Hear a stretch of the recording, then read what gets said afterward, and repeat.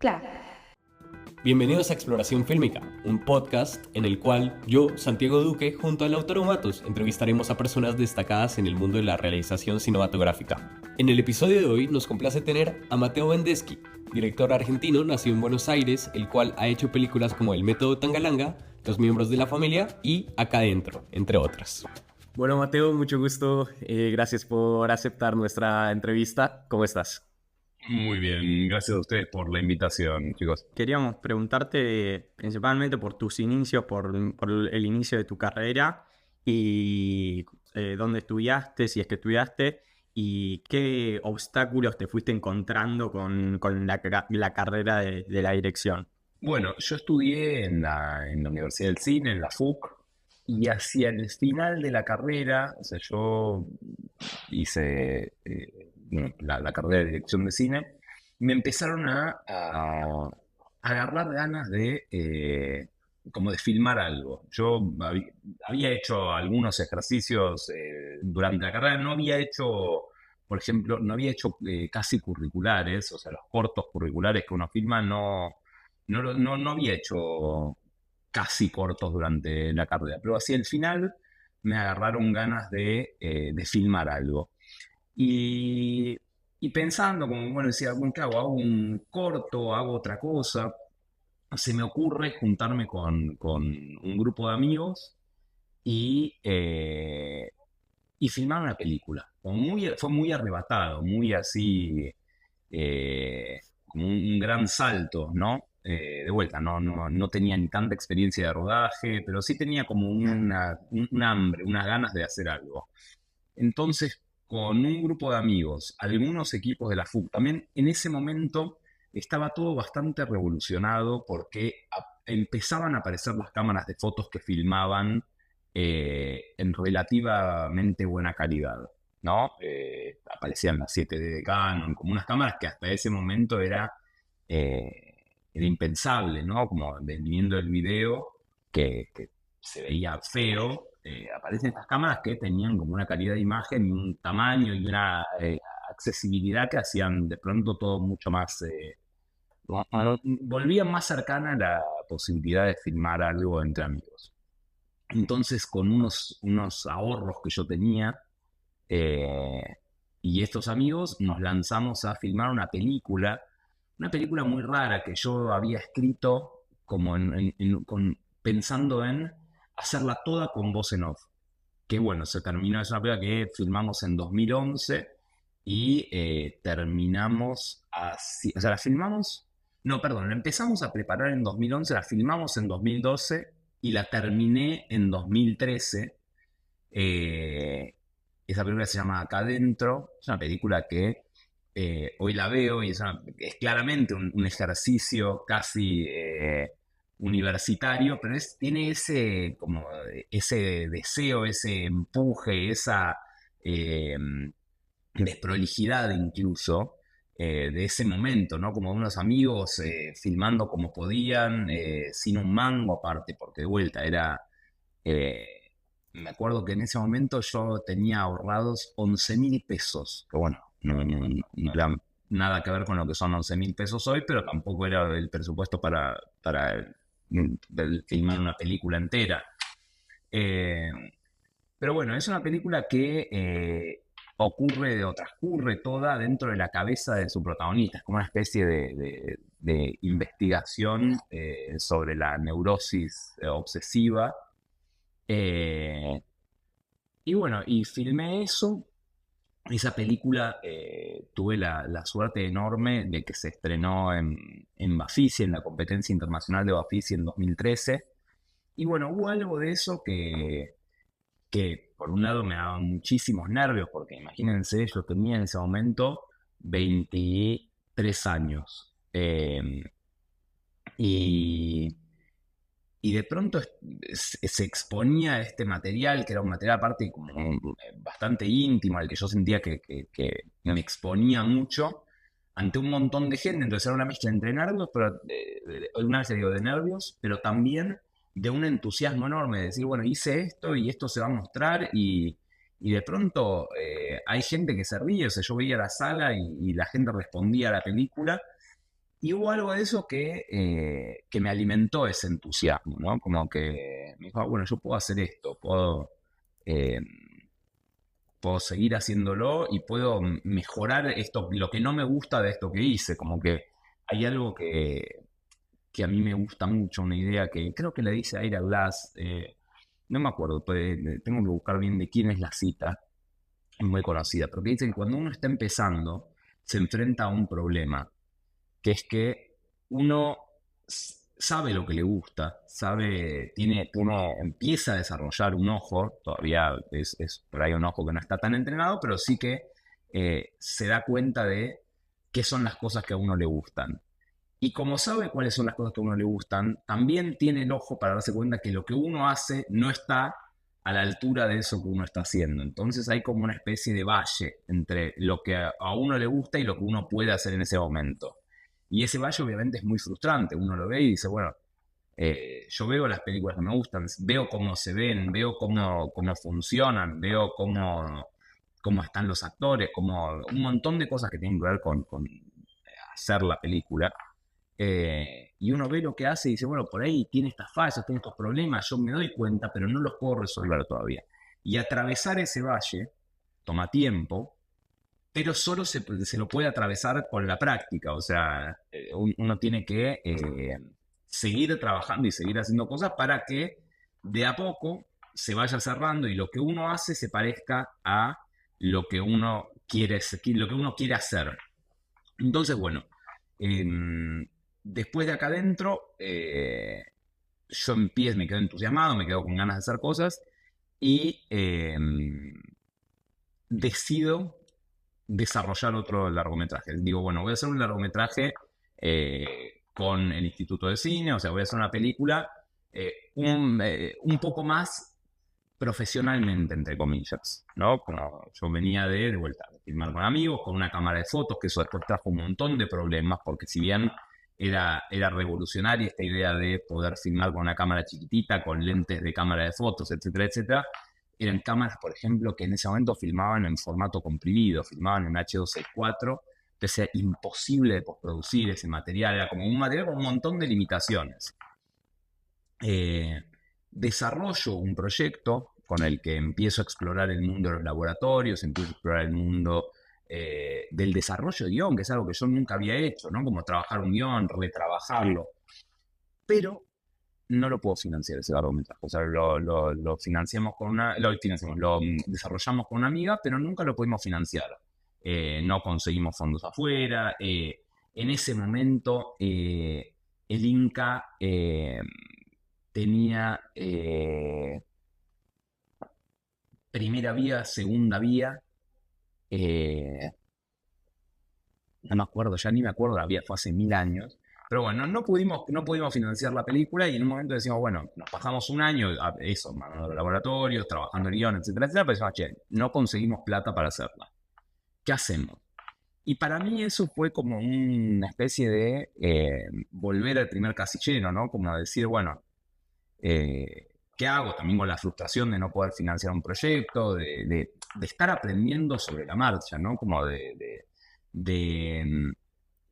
ir viendo cómo se hacía. Me acuerdo, por ejemplo, algo que para una aplicación nos pedían que mandásemos un tratamiento.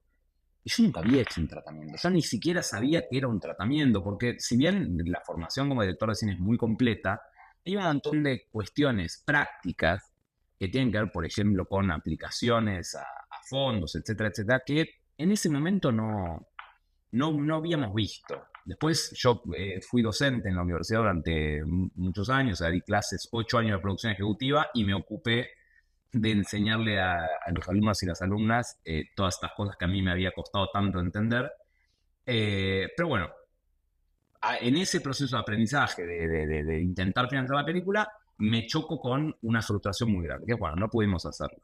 Entonces ahí al final de este camino con mi amiga decíamos, bueno, no conseguimos un mango para hacer esta película. ¿Qué hacemos? Y yo, bueno, vuelvo al primer casillero, voy a filmar un corto. Yo nunca, o sea, fuera de algunos ejercicios en la PUC, nunca había hecho un corto propiamente dicho así, que no fuera para hacer un ejercicio de la universidad. Entonces escribo un guión pensando en esto, pensando en como volver, de algún modo, volver a un lugar seguro, no un lugar seguro de lo narrativo o un lugar seguro de guión, sino decir, bueno, intenté hacer una película y no pude. O sea, hice una película con mis amigos y con mis ahorros, intenté dar un paso, como un gran paso hacia hacer una película profesional, se ve que no tengo todavía o los antecedentes suficientes o la experiencia suficiente para poder llevar adelante una película de manera profesional. Entonces voy a hacer un corto. Y para ese corto, vuelvo a esto que les decía antes del valle, entre lo que a uno le gusta y lo que uno puede hacer. Digo, bueno, voy a llamar a toda la gente que me gusta cómo trabaja, compañeros de la facultad, gente más grande que yo, actores, y voy a hacer un corto que se vea como a mí me gusta que se vean las cosas. Entonces, bueno, escribo este corto, bueno, le pido a una amiga mía que después se volvió una colaboradora muy importante, que es Flor Clérico, que era una compañera de la FUC un par de años más grande, y le pido que me ayude a producirlo, lo produzca, básicamente. Llamo a Roman Caseroler, que fue otro colaborador importante en mi carrera, era un par de años más grande que yo en la FUC, era un fotógrafo que me encantaba lo que hacía, y nos lanzamos a hacer este corto que después fue El Ser Magnético, que es un corto al que yo quiero muchísimo, que es mi primer cortometraje. O sea, yo hice un largometraje antes de hacer un cortometraje. Y bueno, yo venía de este fracaso, venía como de esta frustración.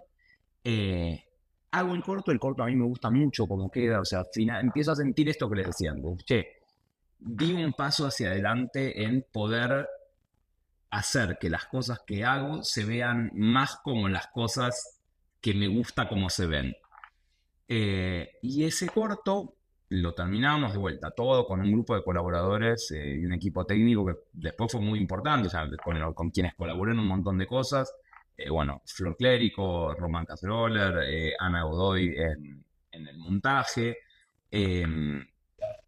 Terminamos el corto y ahí lo mandame el corto, bueno, la FUC lo empieza a distribuir y el corto entra a Cannes. O sea, el Festival de Cannes tiene una sección que se llama la Cine Fundación, que es una sección donde donde compiten cortometrajes producidos por escuelas de cine, y entre los, creo que son 15 o 20 cortometrajes que eligen para ese año, invitan al Ser Magnético.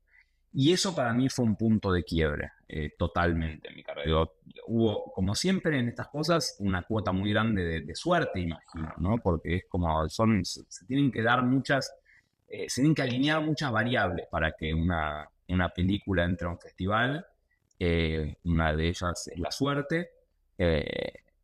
Y bueno, y el corto ahí bacán, eso le abre las puertas bueno, una serie de invitaciones a festivales, después al Festival de Toronto, a festivales muy importantes. Y para mí, al igual que todo lo que había sido el proceso de desarrollo de ese largometraje que no pude filmar, todo lo que había sido el rodaje de mi primera película, fue un momento de mucho aprendizaje, de entender cómo funcionaba este mundo, de entender cómo se veía el mundo más industrial, si se quiere, del cine, ¿no? Como que poder ir a un festival grande, poder estar, como espiar un poco cómo funcionaba todo eso, estar en contacto con productores y productoras, ver cómo funcionaba un festival de esa escala.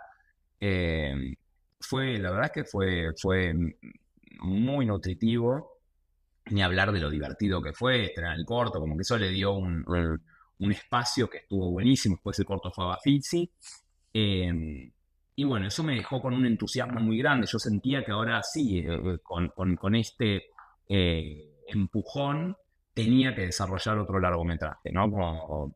Bueno, ahora sí puedo hacer, ahora que le dieron este espacio a mi trabajo, puedo desarrollar un largometraje de forma más profesional. Y entonces ahí empiezo a desarrollar otro largometraje, que no era ese que no habíamos podido financiar, ese nunca se hizo, Y empiezo a trabajar con Agustina Costa Barsi, que también otra colaboradora con quien trabajé mucho tiempo. Ahora Agustina vive en Italia, es una gran amiga, y empezamos a desarrollar una película que se llamaba Limbo cuando la estábamos desarrollando, y se terminó llamando Los miembros de la familia, que es mi segundo largometraje, pero mi primera película, entre comillas, más profesional, ¿no? Con un equipo técnico, con algo tan básico como un plan de rodaje, no sé, como cosas que eran muy distintas a filmar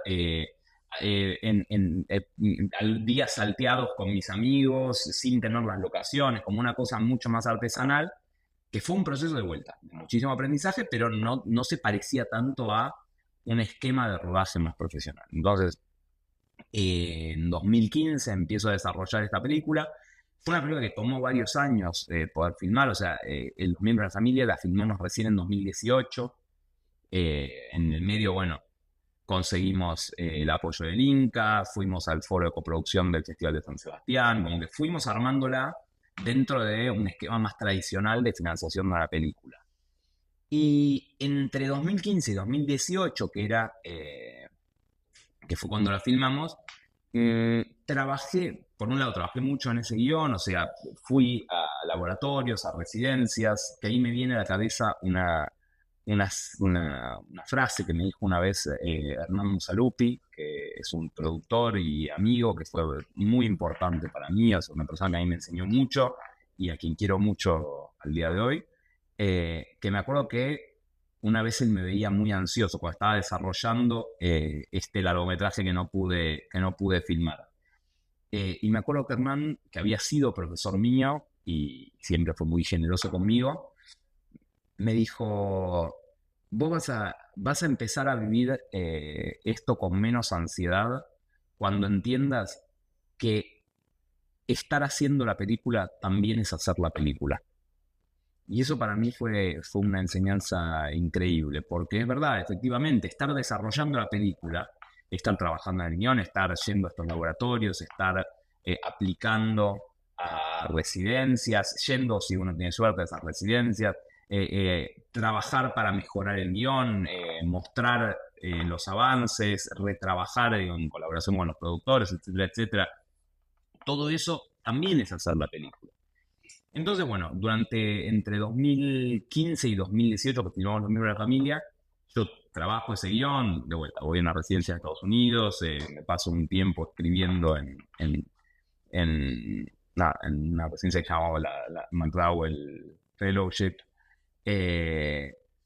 Trabajo el guión, seguimos haciendo como este camino del financiamiento, y como la película tenía dos personajes adolescentes, hablando con Agustina, decimos, che, sería bueno para solidificar un poco, para mostrar solidez, mejor dicho, en tu capacidad de trabajar con actores jóvenes, ¿por qué no haces un corto con gente joven? Porque en el Ser Magnético eran dos actores más grandes, eran dos personas de 50 y pico de años. Entonces, en 2016, me filmo también con Flor Clérico, también con Román Caceroler, también con Ana Godoy. O sea, de vuelta, se repite este equipo de colaboradores y colaboradoras en quienes yo confiaba mucho y que siento que elevaron mucho mi trabajo. Filmo otro corto que se llama Nosotros Solos, que está protagonizado por una nena de 11 años y un chico de 17. Eso también fue una experiencia valiosísima porque me dio horas de vuelo de rodaje, o sea, es como estar practicando, ejercitando ese músculo del trabajo, ¿no? Del set, etcétera, etcétera, me ayudó un montón. Y bueno, ya después en 2018 filmamos Los miembros de la familia. En el medio se sumó Diego Dukowski como coproductor de la película con Varsovia, que es su productora, con quien después filmaría El método Tangalanga. Y bueno, después ya filmamos Los miembros de la familia. La película, por suerte, se le fue muy bien, tuvo un lindo recorrido, fue una experiencia increíble. O sea, fue una película con un rodaje muy ajustado, porque como siempre estábamos bastante cortos de plata, o sea, hubo que hacer un montón de ajustes. Fue un rodaje muy cortito, filmamos 3 semanas con sábados en la costa atlántica. Entonces, siempre son procesos de aprendizaje, ¿no? Siempre es como cada experiencia trae un aprendizaje nuevo y distinto y un crecimiento. Creo que si uno está abierto a ese aprendizaje, abierto a ese crecimiento y principalmente abierto a entender todo lo que uno no sabe, ¿no? Como que para mí el cine es eso, es un proceso obviamente de creación y de expresión artística y de colaboración con un equipo con el que uno lleva adelante la película. Digo, nadie en el mundo hace una película solo, a menos que sea una persona en una habitación, pero en general uno trabaja con un equipo de colaboradores y colaboradoras y es muy importante estar abierto a aprender de las personas con las que uno trabaja. Y bueno, cada experiencia trajo un crecimiento y un aprendizaje nuevo. Es muy interesante esto que mencionas, que se repite durante la historia que acabas de contar del aprendizaje, que al final te volviste profesor para enseñar lo que no te enseñaron. Iba a preguntarte cómo se supera ese hecho, esa frustración de que no las sabes todas en ese momento, que es importante, en este momento debía haber sabido de esto, pero no lo sabía, como que genera cierta frustración, pero la frase que mencionas que te enseñó tu profesor de esto también es hacer la película, genera cierta calma, porque por lo menos te hablo desde mi experiencia propia. En este momento me encuentro ya intentando desarrollar también de manera profesional una película, y eso, me junté con alguien en la universidad y le pregunté todo esto y me dijo, bueno, son estos pasos, este laboratorio, esta ayuda cultural, y no me abrumo en un sentido de que dije, es imposible, sino dije, es mucho tiempo, como estoy dispuesto a darle todo este tiempo de mi vida a esto,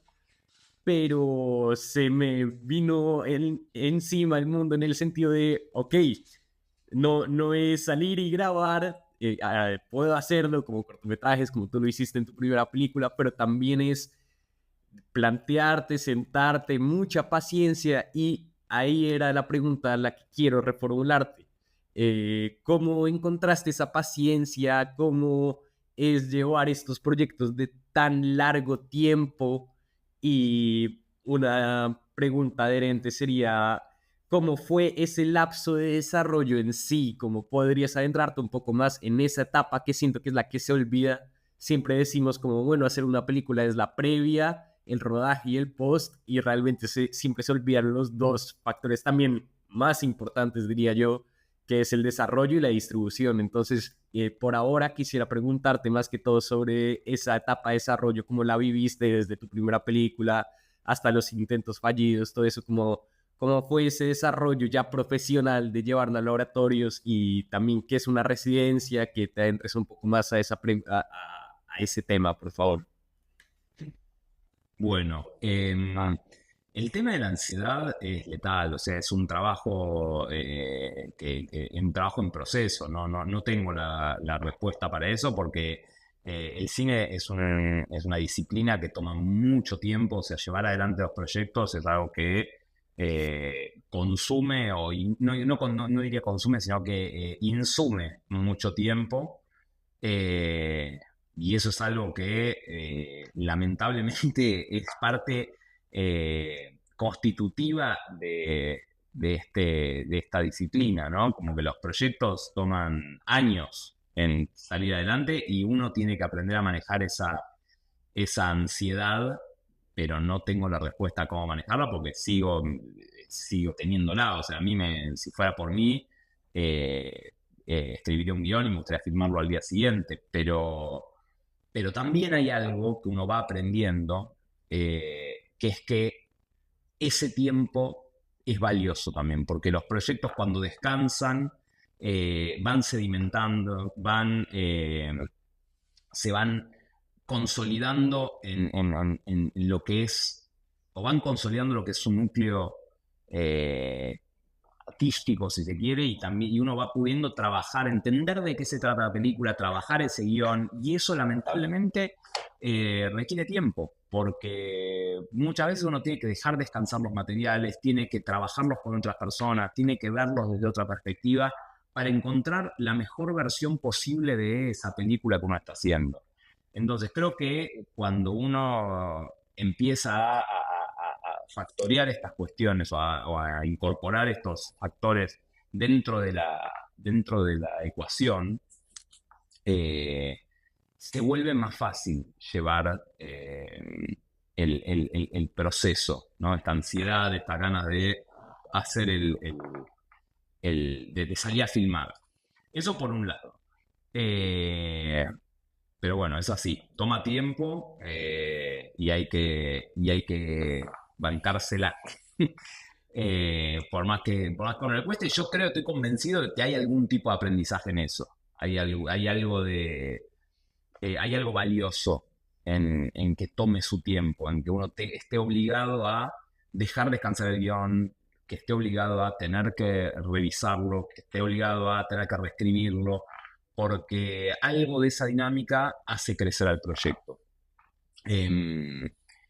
Después, bueno, los laboratorios y las residencias son espacios de desarrollo donde uno puede ir a desarrollar a trabajar en el proyecto de distintas maneras. En general, los laboratorios son encuentros de algunos días o algunas semanas con otros profesionales de la industria. O sea, en general uno asiste, uno manda un proyecto y si lo eligen, lo invitan a participar junto con otros directores o directoras que están con proyectos, o directores, directoras, productoras, etcétera, etcétera, que estén con proyectos, con profesionales, ya sean otros directores o directoras, guionistas, productores, productoras, lo que fuera, que lo que hacen es ayudarlo a uno o a una a trabajar en ese proyecto. Aunque le dan devoluciones, uno hace un trabajo enmarcado en ese laboratorio. Y después las residencias son espacios donde uno aplica para irse a algún lado, en general es afuera de la ciudad de uno, a trabajar durante un periodo por ahí más largo de tiempo en un proyecto sin necesariamente tener como devoluciones de otros profesionales. Es más bien uno aplica para tener tiempo y espacio para trabajar enfocado en un proyecto. Después, ¿qué más me habías contado? Perdón. No, eso era que por lo menos desde mi conocimiento no encontraba las residencias de cine y se me hace algo interesante para empezar a aplicar. Y como ya fue tu experiencia durante, como mencionaste en tu primera película, ese lapso de un año de desarrollo, como que es la película que no se dio, pero de todas formas, porque encuentro como igual la vida de uno sigue existiendo, teniendo deberes, trabajar para poder vivir. Entonces, Totalmente. ¿cómo haces que también justo llegue el momento de que el laboratorio te cae en una fecha en la que puedas asistir? Como ese todavía no logro comprender como vivir desarrollando, creo que es la pregunta. Bueno, eso, a ver, primero sí, el medio está la vida. Yo hasta que pude vivir del cine, hasta que me pude dedicar profesionalmente al cine, que es lo que hago hoy en día, hoy el cine es mi trabajo, tuve otro trabajo, o sea, trabajé muchos años en una revista que ya no existe más, que se llamaba Los Incorruptibles, y en mi caso particular, tuve la suerte muy grande de que fueron muy generosos y muy comprensivos conmigo, o sea, me acompañaron mucho en mi carrera. Cada vez que me tuve que ir de viaje, me permitían trabajar a distancia o tomarme vacaciones o gozar de licencias, no sé, y fui haciéndolo porque, bueno, uno hace malabares entre lo que necesita para vivir y para sobrevivir en este mundo y las cosas que lo ayudan a hacer lo que uno quiere hacer. Entonces ahí, en mi caso particular, tuve una suerte enorme. Después, en el caso de las distintas personas, imagino que eso es caso por caso, encontrarle la forma a poder equilibrar, a poder balancear lo que a uno le permite vivir, o sea, su trabajo y esta apuesta que uno hace, que bueno, apuesto a poder dedicarme a esto el día de mañana, ya sea profesional, ya sea como un trabajo o no, pero, pero bueno, bueno, imagino que depende del caso de cada persona. Eh, y después, bueno, hoy en día, vos me decís, me recordás este desarrollo de un año. Hoy en día un desarrollo de un año me parece algo cortísimo, te diría. Yo hoy no imagino ningún proyecto que tenga menos de 2 años, 3 de desarrollo, porque también entendí que funciona así, que son tiempos lentos, que excepto casos muy contados de algún trabajo que ya esté financiado o lo que sea, y en general toma tiempo. Desde el momento en que uno dice, tengo una idea, hasta el momento en que está filmando, toma bastante tiempo. Digo, no me imaginaría menos de un año también para escribir el guión, trabajarlo, mostrarlo, hacerlo, eh, nada, recibir devoluciones sobre ese guión, a empaquetar el proyecto, o sea, lo que se llama armar la película, digo, contactar a los actores y las actrices, encontrar quién va a ser él o la mejor protagonista, trabajar con quien vaya a producir la película. Digo, hay como todo un trabajo que toma tiempo. Entonces es como, uno a veces se imagina que todo esto es más rápido, pero en general son procesos largos. Perfecto, muchas gracias. Y yo quería repreguntarte algo sobre las residencias y el desarrollo de los guiones que pudiste hacer así por concursos. Eh, si adoptaste alguna metodología, alguna frase que te hayan dicho en alguna de esas residencias, como para ahora incorporar a cuando vos estás desarrollando próximos proyectos. Eh, no, mira, hay algo que tiene que ver con el ejercicio de la profesión, que es que cuanto uno más escribe y más trabaja, digo, en mi caso particular, yo escribo y dirijo,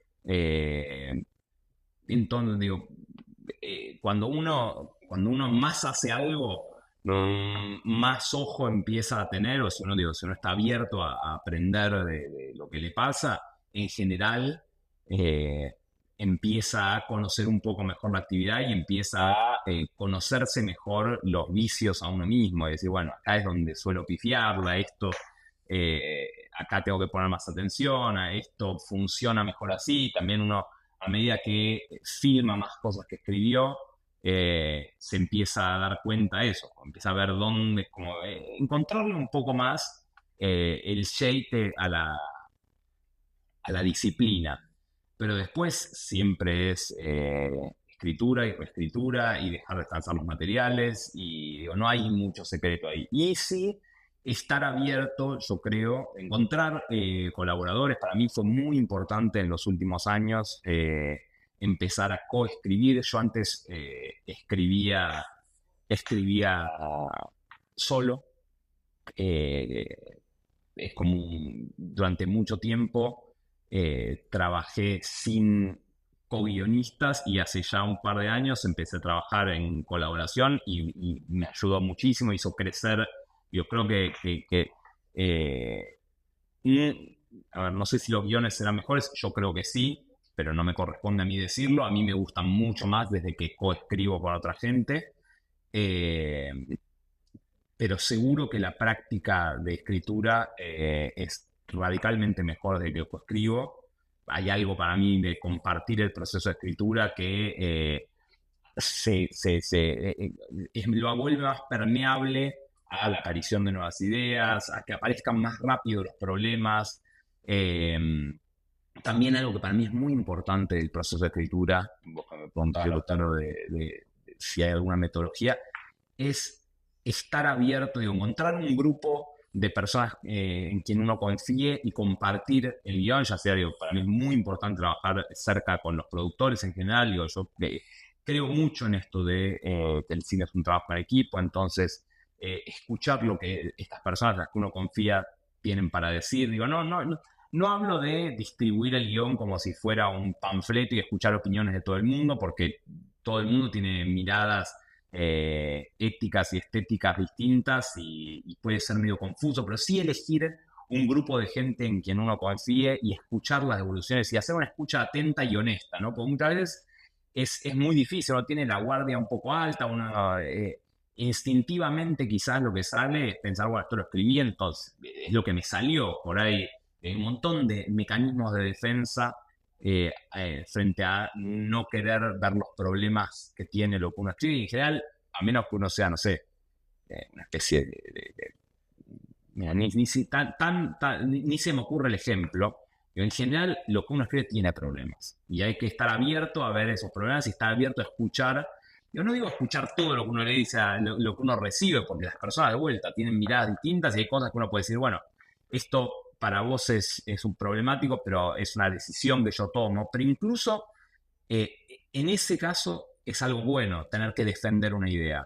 Pero si uno ve, por ejemplo, que varias personas a las que uno le muestra un proyecto y dice, che, mira, me parece que el final no funciona. Bueno, me lo dice una persona, puede ser su opinión. Me dicen 2 personas, bueno, me dicen 3 personas, ya tiene que haber una escucha abierta en eso. Y por lo menos decir, bueno, a ver, a mí no me parece que sea un problema, pero ¿qué es lo que pasa? ¿Por qué no resuena en tanta gente? Entonces creo que hay algo de estar abierto a escuchar, de estar abierto a ver los problemas y también entenderlo como un posible desafío. No es que me están diciendo que lo que hago es malo, sino que puede mejorar. Y cuando uno se abre a eso, cuando uno se abre a la colaboración, se abre a la escucha, se abre a eso, a una honestidad intelectual que tiene que ver con decir, bueno, lo que hago no es perfecto y no lo va a ser, entonces tengo que entender cómo encontrar de vuelta la mejor versión posible de la película que estoy haciendo.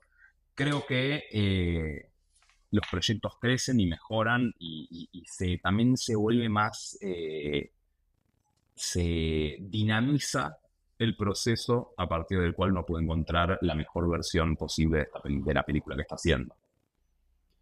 Mucho de lo que mencionas ahora es esa etapa posterior del guión de mostrarlo, de enseñarlo, de también eso, si a ti como creador te hace ruido algo, lo dejas medio pasar, pero si a otra persona ahí le hace más ruido, dices como, bueno, mi instinto sí tiene razón, voy a indagar qué puedo perfeccionar de esta parte.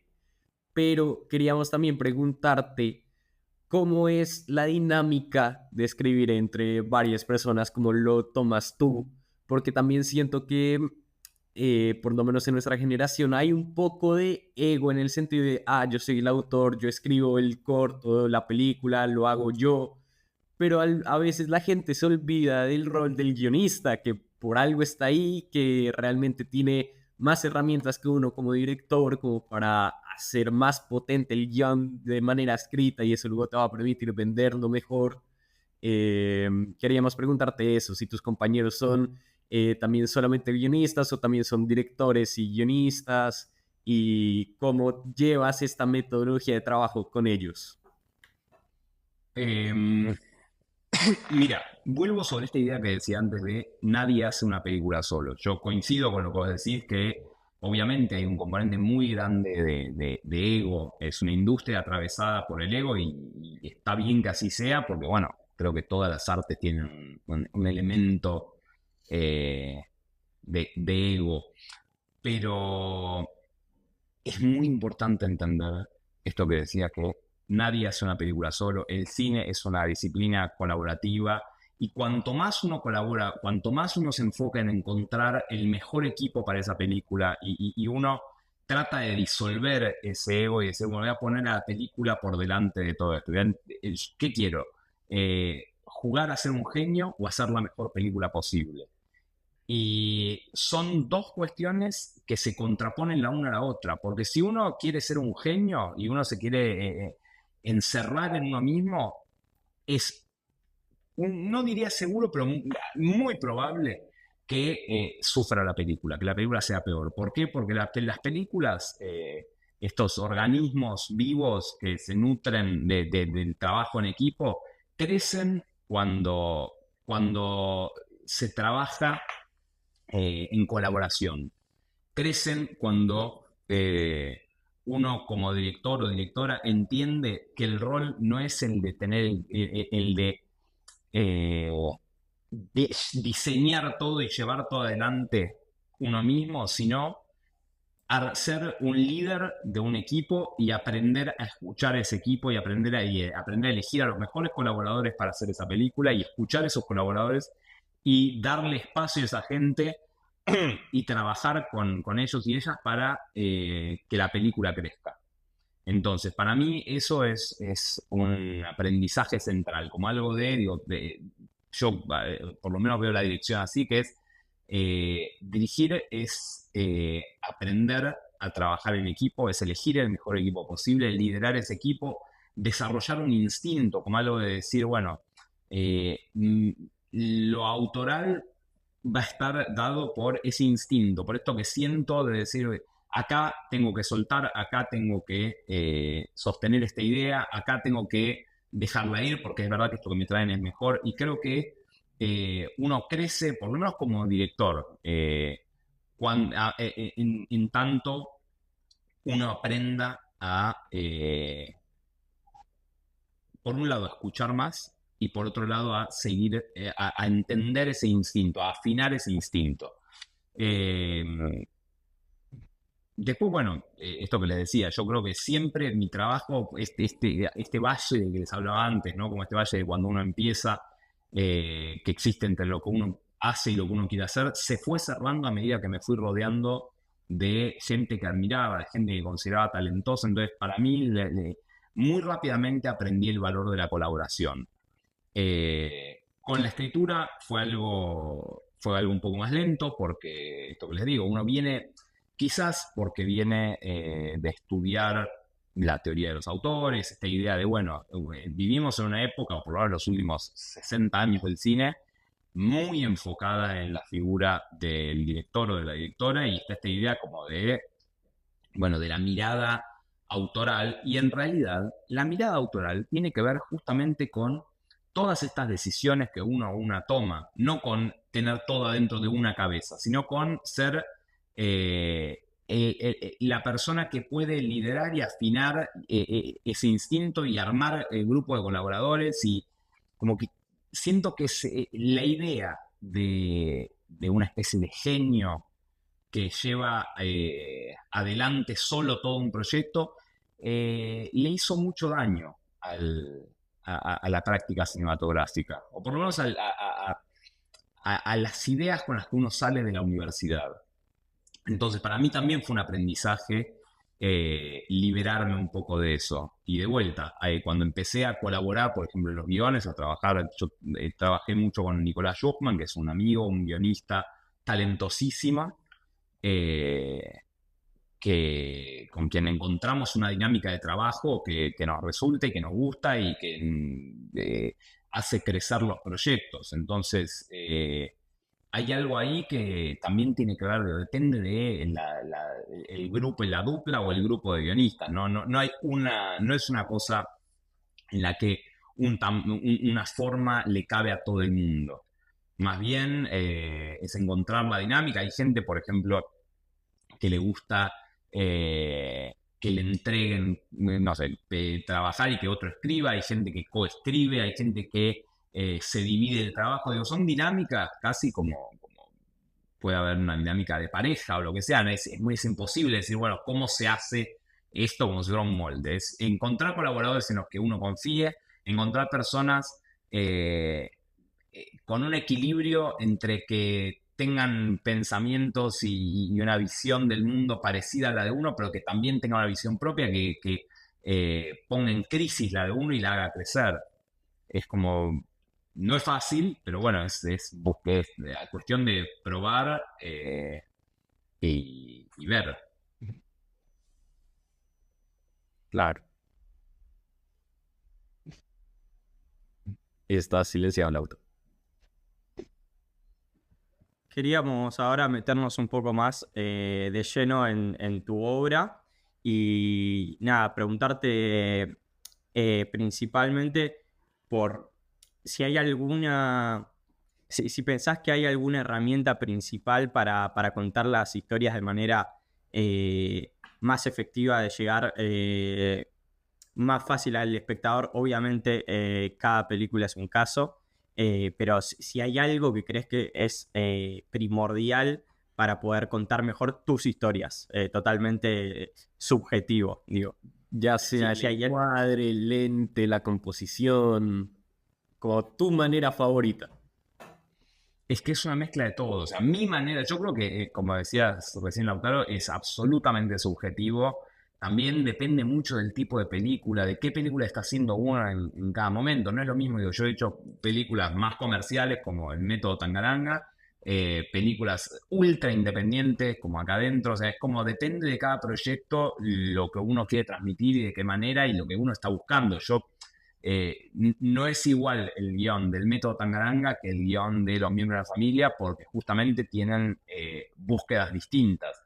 Y creo que el lenguaje cinematográfico es tan pero tan rico que cuantas más variables uno puede trabajar y más lo puede aprovechar para narrar, mejor. O sea, no es una cuestión solo de puesta de cámara o de guión o de vestuario o de dirección de arte o de sonido, sino trabajar con todas las herramientas para poder, a ver, cada vez más hablarle al espectador en lenguaje cinematográfico y no tanto en lenguaje hablado. Creo que justamente eh,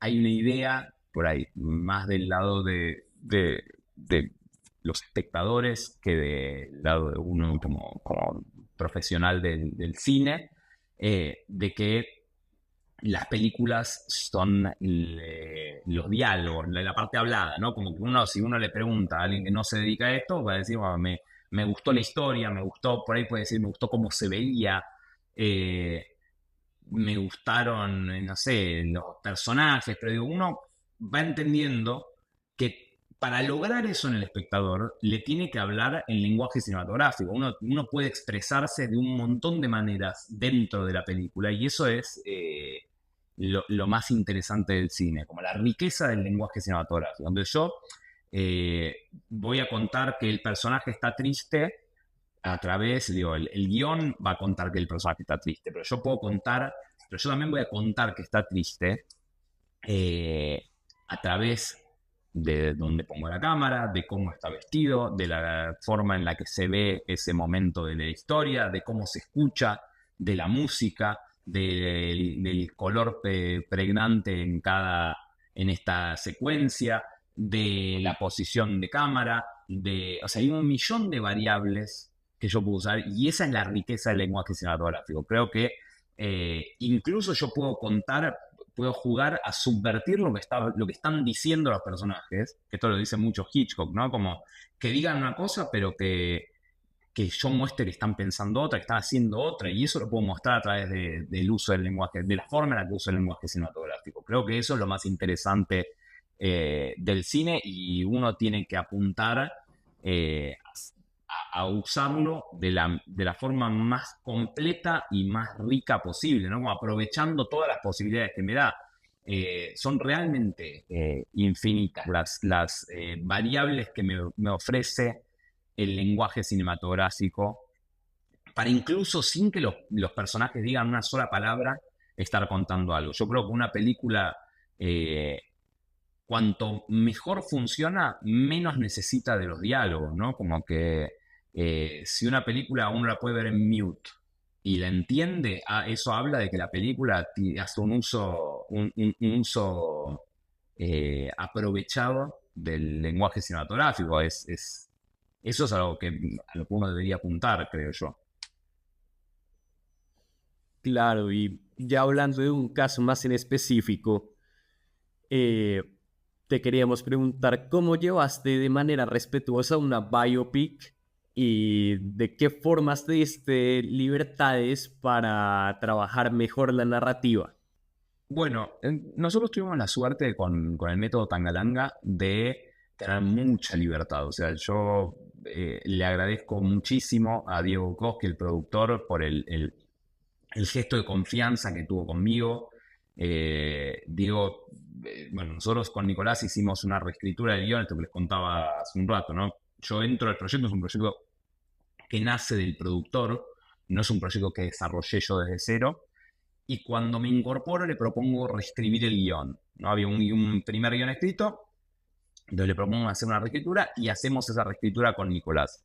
Y ahí hubo, digo, obviamente, una participación de la familia de Tangalanga pidió algunas cosas que por suerte eran pedidos como muy chicos y tenían que ver más con ciertas cuestiones formales.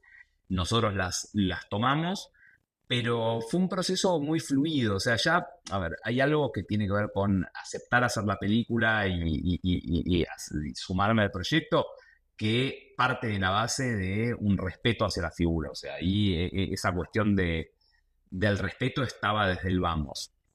Y después, por un lado, siento que tuvimos muchísima libertad que vino de esta confianza del productor. Yo ya había trabajado con Diego en Los Miembros de la Familia, nos conocíamos bien y también eh, vuelvo sobre esto de la colaboración porque no me parece menor, hubo un trabajo muy cercano con Diego. Nosotros le íbamos contando, íbamos trabajando, le habíamos preguntado su opinión, compartimos mucho para justamente llegar a un punto en el que estemos todos en la misma página. Y después la película tiene toda una serie de elementos de fantasía con los que la familia estuvo de acuerdo. O sea, es una especie de biopic muy, ¿cómo decirlo? Muy condimentada con ficción. Tomamos algunos elementos de la vida real del protagonista, pero después el resto tiene mucha ficción, justamente porque lo que le planteamos al productor era eso, es como, bueno, una vida puede ser interesante, pero eso no lo vuelve necesariamente una película interesante. Entonces juguemos con elementos más de cine para hacer que esto, aparte de ser una vida interesante, sea una película interesante, una película que a uno le den ganas de ver, y una película en la que uno se conecte con los personajes, se conecte con las problemáticas de los personajes, quiera que resuelvan ese problema. También una película que tenía un perfil más comercial, entonces tenía que tener un camino, un arco del personaje que fuera de algún modo un poco más convencional, con todas las particularidades del caso y con todos los elementos que nosotros le agregamos y con los que nos divertimos mucho, pero tenía que, a ver, hablando mal y pronto, uno se tenía que ir contento del cine, ¿no? Es una comedia romántica y en general uno no quiere ser triste de ver una comedia romántica. Entonces, con esos elementos en mente y con estas ideas rectoras sobre hacia dónde nos daban ganas de llevarlo, trabajamos el guión y agradezco mucho la libertad enorme que tuvimos.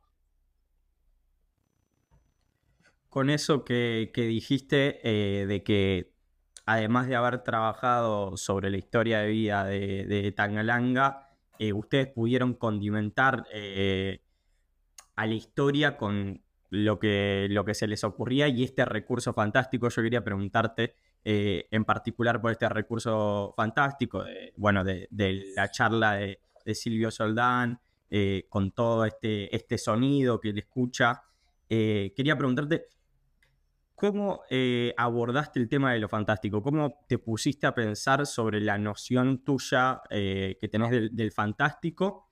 ¿Y cómo traduciste esa noción del fantástico también desde la forma, desde el lenguaje cinematográfico? Bueno, me gusta la pregunta. Mira, a mí el fantástico es un género que me gusta muchísimo en lo personal. Me gusta esta idea de una realidad como la conocemos que se ve interrumpida por un hecho que no se puede explicar tan fácilmente. Y nosotros, bueno, al estar haciendo una película que no solo estaba situada en los 60, sino que también de algún modo homenajeaba el cine de los 60, nos tomamos mucha inspiración, nos empezamos a mirar películas de la época y en un momento llegamos a El Profesor Chiflado, me parece que se llama en español, de la de Jerry Lewis, de Nutty Professor. Que fue una inspiración enorme para que decimos, che, acá hay algo muy bueno, esta idea de la transformación. Bueno, en el caso de Nutty Professor es con un brebaje que él toma. Entonces ahí aparece la idea de como de una transformación del personaje. Entonces ahí empezamos a trabajar con Nicolás sobre la posibilidad de hipnosis. Nos gustaba la idea de que aparezca un personaje como que quiebre la realidad del protagonista. Y un poco, bueno, en este trabajo que hicimos aparece en un momento la idea del sonido y el sonido del teléfono, etcétera, etcétera. Eso desde el guión. Y después, cuando ya estábamos filmando la película, yo también quería que fuera un momento de quiebre de la realidad. Por eso él baja a este lugar, es como que tiene esta cosa medio, sin ponerse muy pretencioso, ¿no? Pero esta idea de el camino del héroe, ¿no? El cruce del umbral, etcétera, etcétera. Él baja esa escalera medio espejada, entra a este lugar como alejado del mundo, le sucede la transformación y sale cambiado, ¿no? Y en eso trabajamos mucho con Dani Ortega, que fue el fotógrafo de la película, para desde lo formal mostrar, como contar esta transformación. Entonces arranca con estos planos como más estáticos del bajando, se empieza a mover, él ingresa y vemos como que descubrimos con él a este personaje que está en el teatrito, lo llama al escenario y a partir de que sube al escenario se empieza a enrarecer la puesta. Entonces ahí jugamos con una serie de lentillas, o sea, teníamos una lentilla de doble dioptría para poder tenerlos en foco a Soldán y a Martín al mismo tiempo. Bueno, como todo un juego formal de enrarecer a través, bueno, de mostrar esta hipnosis a través de una puesta más enrarecida. Y bueno, ahí lo que buscamos fue esto que les decía, como que sin ni siquiera escuchar la escena, que si uno la está viendo en mute, se dé cuenta que está pasando algo extraño. Yo creo que eso lo logramos. O sea, uno lo ve y ve un personaje que entra de una manera a un lugar, le sucede algo que visualmente se ve, y muchísimo también con el sonido. O sea, si nosotros muteásemos la pista de diálogo, si no viésemos qué están hablando, pero escuchamos el sonido, hay un trabajo que hizo Mechi Tenina de sonido que es maravilloso. Mercedes fue la sonidista de la película y la verdad es que encontramos juntos también, ¿no? Como en este trabajo en colaboración, cómo enrarecer el ambiente, trabajar con el silencio, con la música, bueno, de Gabriel Chofnik, de verdad, todos los elementos confluyen para narrar esto sin necesidad de vuelta, de escuchar los diálogos. Si uno ve esto, ve a un tipo que baja las escaleras, se asoma a un lugar, hay un personaje que está vestido de una forma particular, está iluminado de una forma particular, lo llaman al escenario, sube al escenario, se sienta, se miran de cierta forma, la cámara toma de cierta forma a este hipnotizador y toma de otra forma al protagonista. Empieza a suceder la hipnosis, se empieza a enrarecer la imagen, se empieza a enrarecer el sonido. De pronto lo vemos de vuelta al protagonista, pero con otro lente, hay un movimiento de cámara que nos cuenta que él cambió y sale transformado. Y todo eso es lenguaje cinematográfico. Podríamos sacar completamente los diálogos y yo creo que se entendería igual. Bien, y ahora yo quisiera hacerte una pregunta que cubre diferentes etapas y es sobre el humor y la comedia en esta película. Y más que en esta película, en cómo lo abordas con tus guionistas y en general. Desde el guión, ¿cómo te aseguras de que algo sea divertido? Porque siempre pasa esto de si explicas un chiste, deja de serlo. ¿Cómo trabajaste con el elenco para que llegaran al tono adecuado? Hasta cómo mantuviste el ritmo de los chistes en montaje junto a tu montajista. ¿Cómo fue balancear toda esta comedia que realmente es uno de los géneros más difíciles? Porque eso, siento yo que si uno pretende ser gracioso, dejas de serlo. Exactamente. Sí, totalmente. Aparte, la comedia es algo que sucede hacia el exterior de la película. En general, por eso no es gracioso para mí. Vieron que hay un montón de estilos de comedia. Uno tiene la comedia física, la comedia más del chiste, la comedia hay un montón de formas de causar gracia. A mí en lo personal no me divierte la comedia que no se toma en serio. O sea, la cosa de como de reírse hacia el interior de la escena, como de siento que tiene un elemento de vergüenza sobre la comedia misma, ¿no? Como de algún modo el hacerse el tonto, eh, creo que no tiene un efecto cómico y más bien es como tener un pie adentro y un pie afuera. Entonces, para mí lo más importante para hacer comedia es tomársela en serio. La comedia es algo que sucede hacia el exterior de la película, no hacia el interior. Los personajes no saben que les está pasando algo gracioso y ahí está lo divertido, ¿no? Es muy difícil, me doy cuenta, racionalizar la comedia, pero ahí, bueno, ya desde el guión trabajamos mucho con distintos tipos de elementos cómicos. Hay momentos de comedia más física, hay momentos de comedia más situacional, ¿no? Como la escena, por ejemplo, voy a hablar de partes específicas de la película, no sé si quienes están escuchando esto la habrán visto, pero la escena de la veterinaria, por ejemplo, que se da lo gracioso es la interacción entre este veterinario que lo está increpando al protagonista y el protagonista que no se anima a decir las cosas, como una tensión que termina siendo graciosa. Hay cuestiones más visuales también, como chistes que tienen que ver con alguna imagen graciosa o con una reacción, con un punchline. Y todo eso hubo que trabajarlo de maneras distintas. Obviamente, lo que ayuda muchísimo y lo que es central para poder hacer la comedia es que los intérpretes sean buenos comediantes. Y la verdad es que ahí Martín Piroyansky es un maestro de la comedia. Martín tiene un timing para los chistes, tiene una capacidad física, tiene casi diría un don para la comedia, que es excelente. O sea, Martín es un comediante de primera y la película es lo que es, y el personaje de Jorge Ricci, que en realidad es Julio de Riccio, pero la familia nos pidió, como el hijo también se llama igual, nos pidió que le cambiemos el nombre. Es lo que es porque Martín le puso todo. Entonces, hay un montón de trabajo desde la puesta en escena, desde el montaje, como decía, desde la música.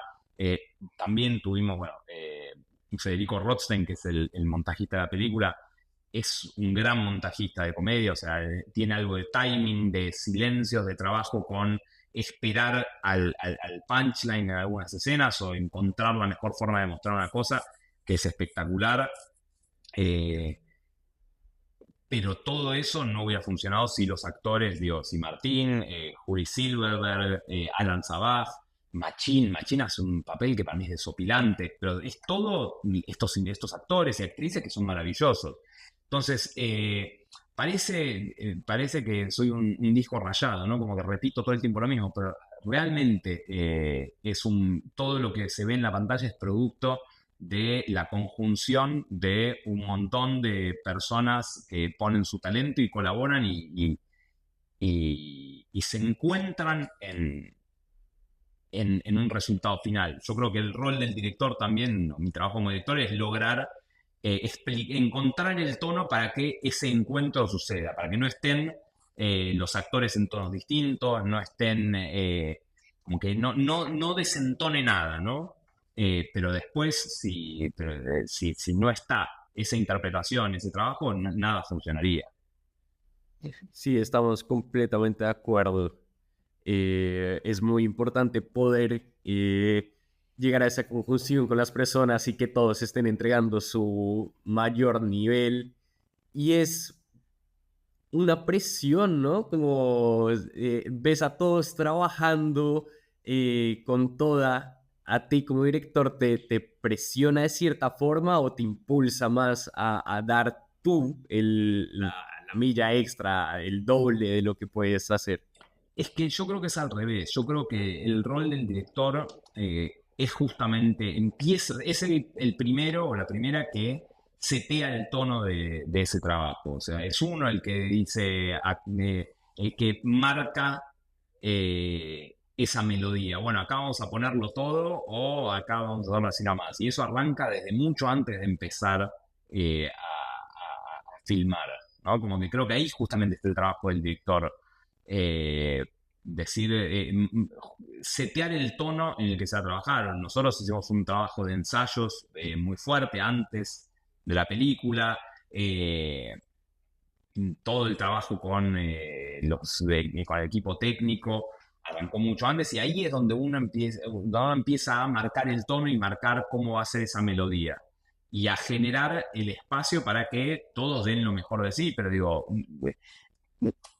el trabajo del director, como decía antes, es liderar, es decir, es plantear un tono, plan de explicarle bien a todos qué es lo que uno tiene en la cabeza, encontrar la armonía entre elegir, armar desde el vamos el equipo para que estas piezas de esta melodía no desentonen entre sí, para que puedan componer algo que sea armónico. Entonces, obviamente, hay algo que se retroalimenta, y cuando uno plantea un trabajo, uno plantea poner todo el trabajo y ve que todo el mundo lo está poniendo, uno también empieza a sentir una responsabilidad hacia eso. Pero creo que el germen de esa forma de trabajo está en el director o en la directora. ¿Cómo se encuentra este equilibrio del humor y de los aspectos más serios para que el humor ya no exceda y pierda la importancia en las escenas más contextuales y narrativas? Y yo creo que ahí hay algo de intuición, hay algo de escuchar, de escuchar a lo humano, ¿no? También, digo, el cine refleja nuestra experiencia humana en algún sentido. Incluso las películas más fantásticas o la ciencia ficción o lo que sea, siempre habla de, a veces, un arte que expresa la experiencia humana. Y ahí hay algo de trabajar sobre eso, de conectar con la humanidad propia, ¿no? Para entender, bueno, estoy haciendo una comedia, pero tiene elementos también más dramáticos. ¿Hasta dónde llega la comedia? ¿Hasta dónde llega el drama? Como que hay algo ahí de lo humano con lo que hay que tratar de estar siempre en contacto, ¿no? Y de una humanidad propia. Como no que sea el reflejo de uno mismo, pero sí que sí buscarlo adentro de uno, sí conectar con el corazón y con la emoción y con la sensibilidad propia, porque uno también tiene esos elementos en su interior, y uno tiene digamos, esa riqueza adentro de uno. Uno se ríe de las cosas y después entiende cuándo ponerse serio, y digo, a menos que, no sé, uno viva la vida como un desquiciado, entiende que la vida tiene ambas caras, y me parece que el cine está bueno para la práctica cinematográfica, saber cómo reflejar eso, buscando adentro de uno.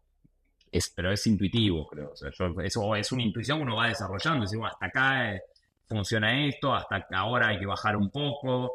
Y lo mismo a la inversa. En el drama existe esta idea del el comic relief, ¿no? Como ay, no me sale la palabra. Como una especie bueno, no me sale. No me sale decirlo en español. Pero tratar de balancear las dos cosas y tratar de que no se vuelva ni una especie de esquicie cómico en el que nunca frena, ni tampoco irse para el otro lado, qué sé yo. Un comentario sobre eso, y después te hago una pregunta que también me sonó eso que estabas diciendo, de que ese balance, ese equilibrio entre la comedia y el drama, que también se da en la vida, también puede ser entre la realidad y la fantasía. Una cosa es la ficción, pero también uno a veces también puede tener una noción de lo fantástico como algo que irrumpe a veces en la realidad de uno, en la vida misma, coincidencias o eventos, situaciones que a uno lo sorprenden y después están en la realidad con nosotros, como también en la ficción. Y Bueno, después preguntarte... sí, no, sí.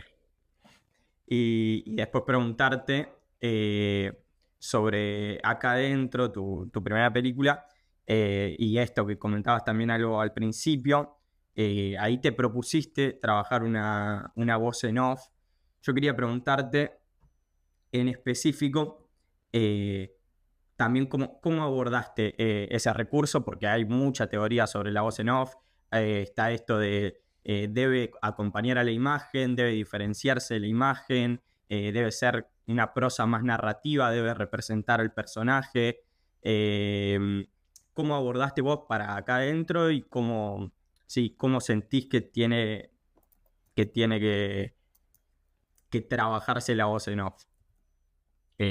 No, en Acá Adentro fue totalmente inconsciente todo. O sea, era todo con el empuje de tener ganas de hacer cosas, absolutamente nada de teoría. O sea, ahí es una película que refleja un momento de mi vida y de mi vida como cineasta muy distinto al actual. Entonces, en ese momento fue un salto al vacío total y totalmente impulsado por las ganas de hacer cosas. Creo que no me detuve a pensar ni 5 minutos sobre el uso de la voz en off. Sí, lo que quería es que fuera una voz en off agobiante, o sea, que fuera agotador como era agotador para mí transitar la vida con esa voz en off constante.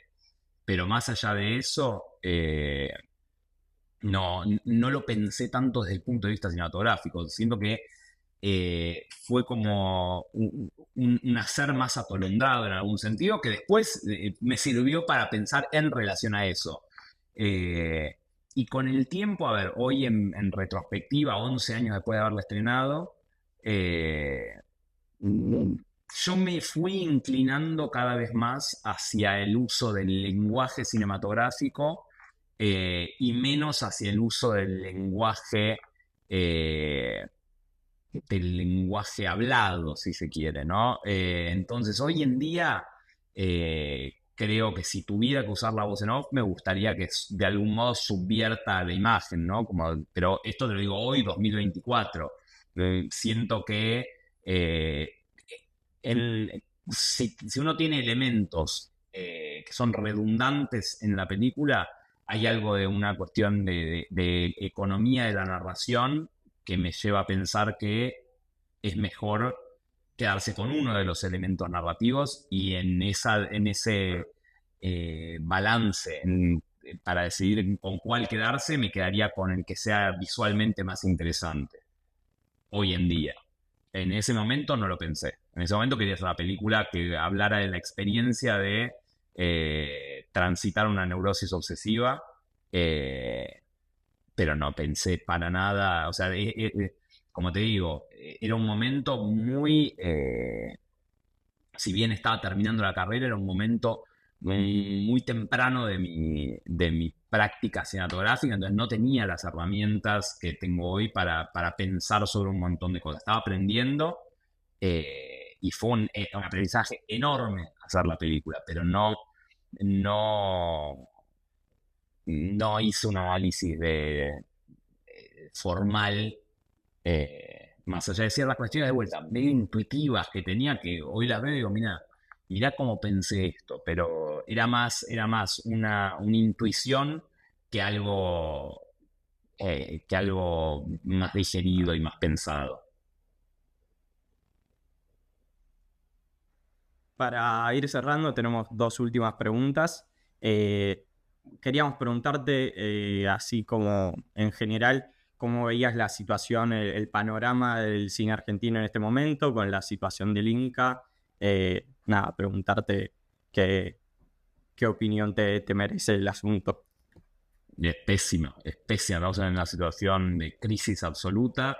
El gobierno ha decidido llevarse puesta a la industria cinematográfica, en una decisión que para mí no solo es inédita e insólita, sino también malísima, como con totalmente en contra de lo que hace cualquier país que se piensa más allá de las variables económicas o de cualquier país, si querés, desarrollado. No tiene ni pies ni cabeza la decisión y eso deja a toda la industria en en una situación de extrema vulnerabilidad, y por eso hoy es 23 de abril y vamos a ir a marchar en defensa de la universidad pública, pero también de la cultura, de las ciencias, de todas las cosas que este gobierno se está llevando por delante gratuitamente. Por encima de nuestra industria cinematográfica es una industria que genera trabajo, que genera divisas, que posiciona a la Argentina en el mundo, que solo tiene efectos positivos en la economía, en la cultura, en la idea de Argentina como país, como nación, como cultura. Sí, como identidad. Entonces la veo muy mal. Es trágico lo que está pasando. Lo vivo con muchísima tristeza. Y creo que espero que no tome tanto tiempo recuperarse de esto. Creo que por suerte tenemos muchísimo talento argentino, muchísimos y muchísimas cineastas con mucha fuerza y mucho talento, que eso va a hacer que no nos puedan destruir, pero la verdad es que el daño que están haciendo es muy, muy grande.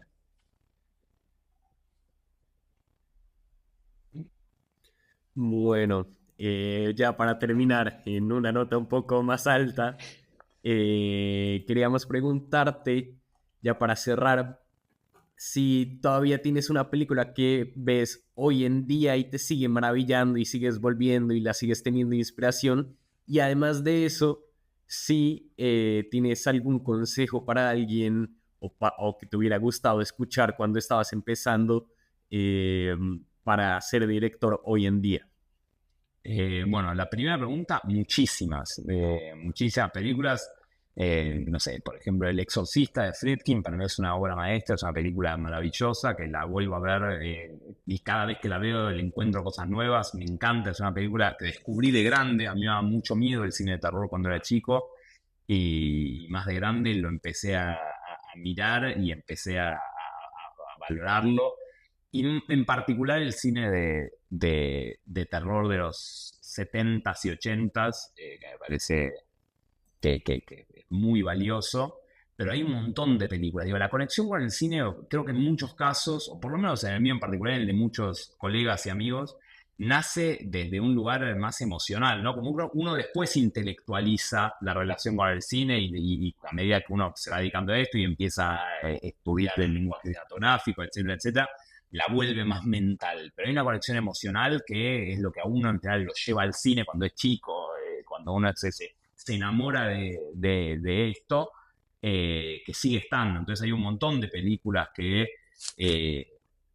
las vuelvo a ver y son impresionantes, son muy inspiradoras. No es que te digo no es una sola y que te digo, no es una respuesta de momento eureka, ¿viste? Como que te digo, no, es esta, sino un montón.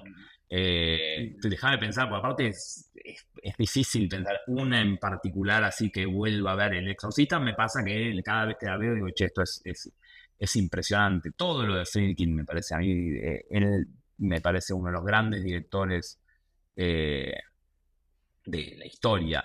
Pero no sé, Alan Pakula también, como un montón de todo lo que es el New Hollywood, para mí es profundamente inspirador. Después, ¿qué más? A ver, el otro día vi una película rarísima soviética que me encanta, que se llama Kinshasa, que ya la había visto hace varios años y la volví a ver. Que es una película del final, una película de ciencia ficción soviética, del final casi al final de la URSS, o sea, es rusa la película, del 89 me parece. Y también es impresionante, pero va cambiando según el momento. Hay momentos que miro algunas películas, cierto tipo de películas, momentos que miro otras. Eso por un lado. Y después, respecto al consejo, el mayor consejo que le puedo dar a alguien que está empezando a hacer cine hoy en día es que mire muchas películas.